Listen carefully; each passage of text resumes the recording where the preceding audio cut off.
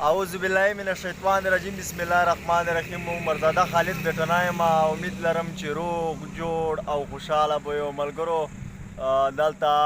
موږ بنو روډ باندې یو ملګری مینده کړلی عمر خان چې ډیري اباخیل سره تعلق لري چې دنه موږ یو څو خوندور او کښلي شعرونه وارو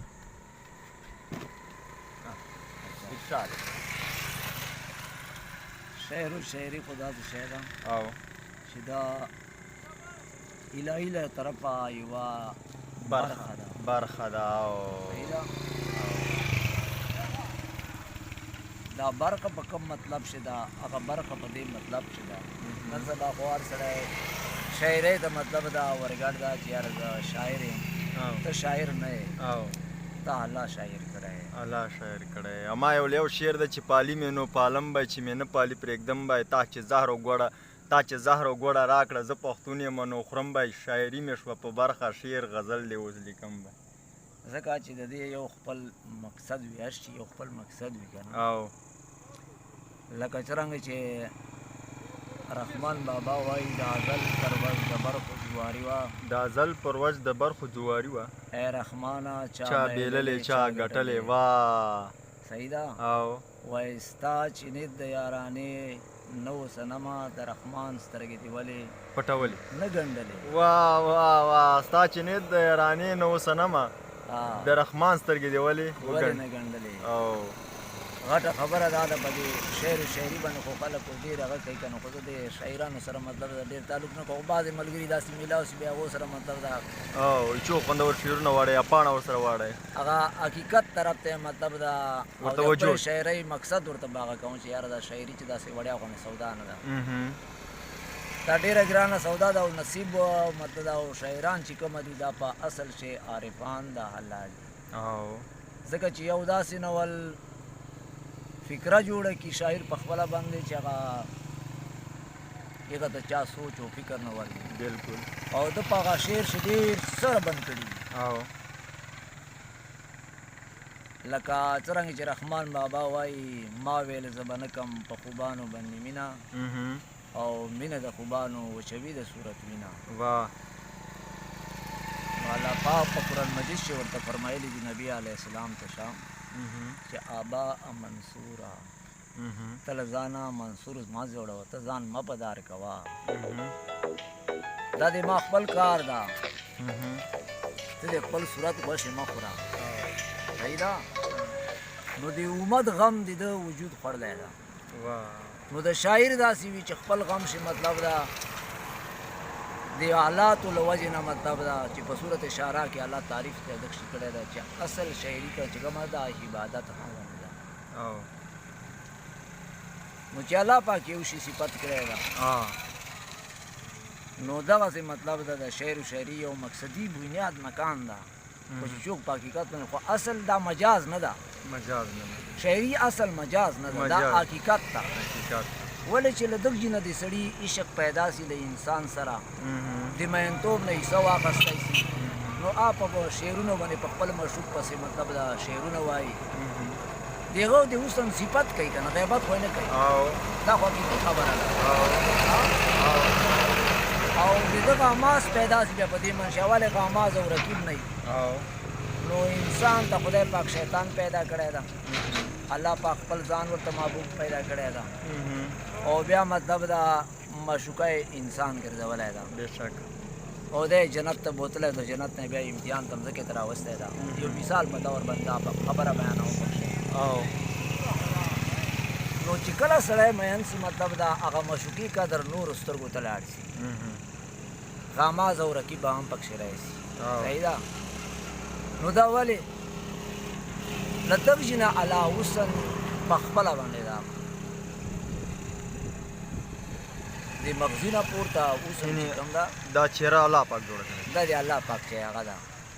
نو د دغه شي به ته غیبت څرنګه کوې بېشک نو دې ته حقیقتي په دې وجې باندې ځکه چې ته مین سي خو د الله پاک حسن یو جمالي ده یو جلالي ده جلالي د سړو حسن ده او جمالي چې کومه ده دا د زنانه حسن ده د الله پاک په نامونو جمالي سته او جلالي هم سته نو ځکه خو رحمان بابا وایي په دغه باندې وایي ستا چې نیت د یارانې نه اوسنمه د رحمان سترګې دې ولې نه ګنډلې واه او اول سر چې دا ورته ووایي چې مې سترګې ستا ګلروخ ته واړولې او په هغو سترګو مې وینې وجړلې واه نو دا مطلب ده شاعري داسې اسانه غوندې څوک نه کوي نو اوس شاعران خو په دغه شي باندې بول کوي چې یاره دا ما د خپل شعر و شاعري مطلب ده یار په وسط باندې ولیکله مطلب ده نه نه اصل حقیقت چې کومه ده دا تا چا باندې میانې وایي رحمان بابا وایي ته چې ما ته وایې چې په چا باندې شهدا یې زه په تا شهدا یم وایه ته چې یار د چا یې واه واه ډېر زبردست خپل جوابونه پیدا شوي دي ورته دغه شي او اصل خبره دا ده چې شعر و شاعري د زړه له پړک نه وځي او زړه ته هغه اوسن مرغوب سي مطلب دا انسان سي نو له هغې وجې نه مطلب دا شعر و شاعري باندې مطلب د زړه واړې نه هغه سړی شاعر وي خو د ازل پر ورځ چې ما درته ووایي چې د ازل پر ورځ د برخو جواري وایه رحمانه چا بایلله چا ګټلې څوک له خپله ازله نه دي خبره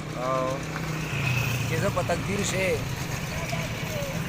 خالی پیدا یم که ولی پیدا یم زه په تقدیر کې لیونی پیدا یم که په واک پیدا یم زه په تقدیر شې مطلب دا شاعر پیدا یم که بې شاعرۍ پیدا یم زه هوښیار پیدا یم که کمقل پیدا یم دا له تقدیر نه څوک نه دي خبر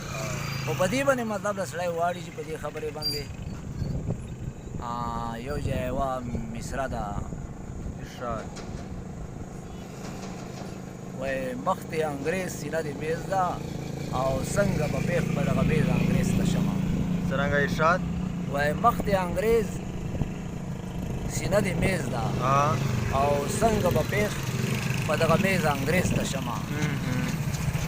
اچھا اوږده غوندې او کتونکو ته داسې اوس دا یو د رحمان بابا یوه غزل ورته واخله رحمان بابا یوه غزل واخله یاره پوره ټولې نه راځي پوره داسې دورې وخت ورځي دورې اوسه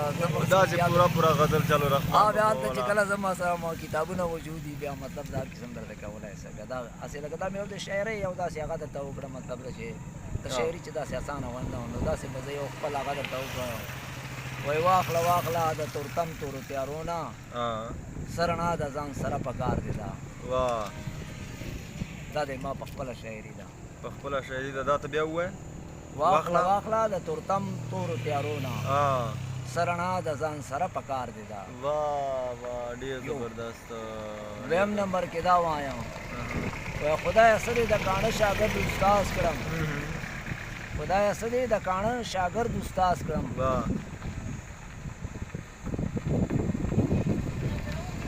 چې نه اوري څه به پوه په زور وزیر شي خدایه څه دې د کاڼه شاګرد استاز کړم چې نه اروي څه به پوه په زور او زیر شي ډېر زبردست ډېر ښکلی دا خبره ده او رحمان بابا دلته وایي ارشاد څه وایي رحمان بابا څه وایي وایي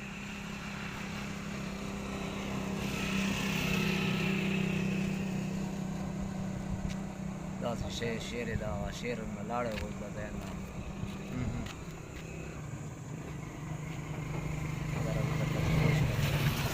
چلو احمدین بابا به درته مخ شي که اول احمدین بابا وایي ارشاد چې ما اختیار د میلمنو د یار په لاس کړ ما اختیار د میلمنو د یار په لاس کړ میلمستیا یې د وروستي مهمان ونه کړه دا د احمدین بابا ده صحیح ده ډېر ښه او رحمان بابا ول شعر د زړه کې راځي او ذهن کې نه راځي داسې عجیبه غوندې خبره ده او وایي رحمان بابا څه داسې غوندې ده یاد وي ته خو بس لاړی فکر نه وایي تا ودرس جان ته مخ ما ته دې شا کړه ما ودرس جان ته شا نه ما ودرس جان ته شا تا ته مې مخ کو تا ودرس جان ته مخ ما ته دې شا کړه د رحمان بابا شعرونه چې داسې وړه غوندې شاعري نه ده احمدین بابا د ول څه وړه غوندې شاعري نه ده نو نو اصل د شاعران خو تاسې نن سبا وایو که یاره د شاعري مطلب د اوس موږ هسې مثال کې طور پر موږ خو هغسې نه یو که نه